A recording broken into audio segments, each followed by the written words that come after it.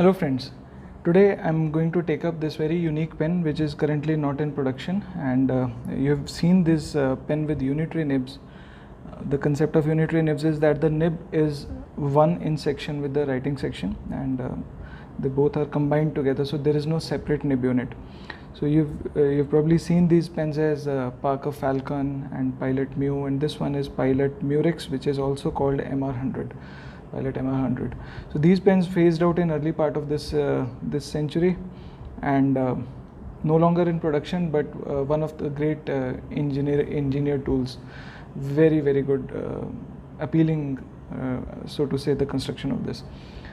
So this one is having a quartz watch, but which is not functional at the moment, and it has come up for a review. So let's get down to business.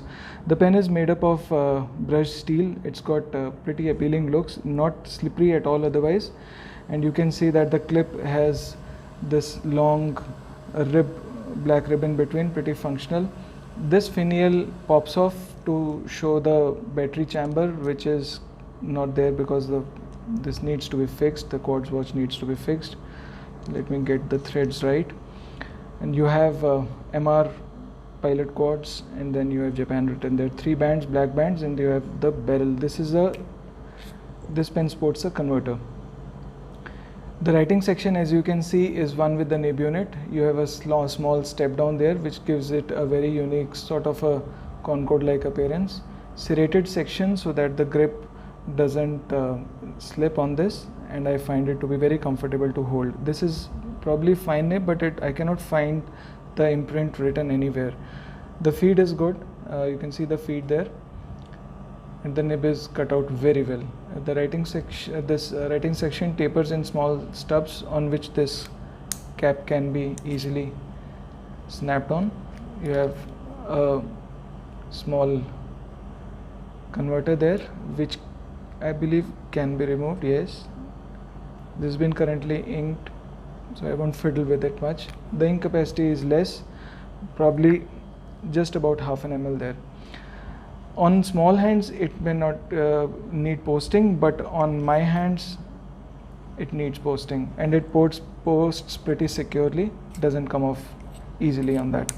Dimension wise, the pen is not very big. If you compare side by side to a Pilot Metropolitan, you can see the dimension is comparable. One, it's uncapped, it becomes very small, hence the need to be posted. But the writing section is tapering, and so you can find your girth anywhere across this length. I'll just set it apart. So unposted it comes to about 10 centimeters, which is small, and posted it comes to about 15 centimeters, which is very good to hold to, and after posting it feels pretty comfortable in the hand, and you can write very comfortably with it. Capped, it's about 13 centimeters. Weight of the pen, it's not much. I presume it would be somewhere between 25 to 30. Am I wrong? Let me just see. Okay, it's 22 grams, and capped would be somewhere around 13, but it's pretty cool to hold to. And what it does very well is what it is made for. The pen is a brilliant writer, and I was really bowled away with the way it writes. So let me get my endless recorder. I'll start off with a new page.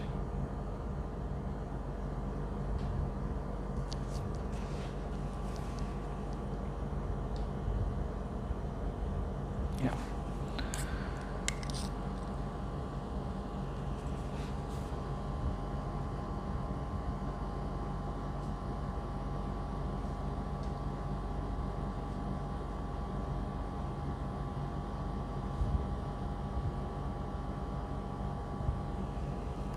The ink is very brilliant turquoise.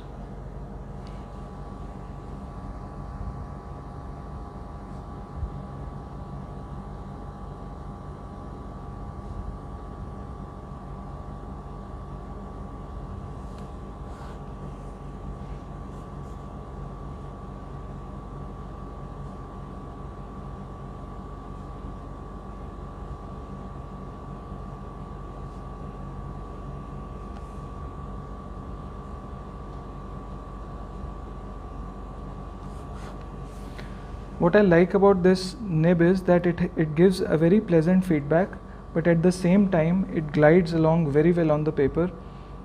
It is not scratchy at all, and it amazes me to see the engineering behind it, the very well tuning, how it is made. And I feel happy and sad at the same time, because I love this equipment, this machine tool, but at the same time it's gone out of production because of reasons, and that makes me sad.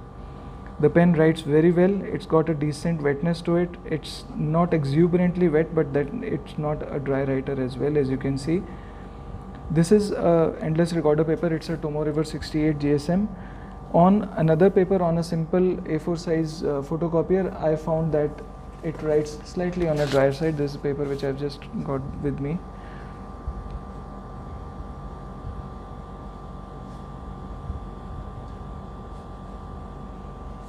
Here also you can see that it is not very dry, but it is not a very wet flowing nib as well.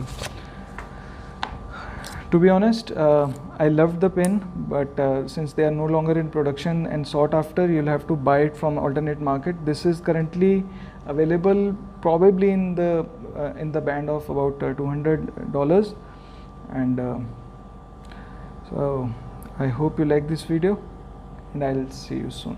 Take care.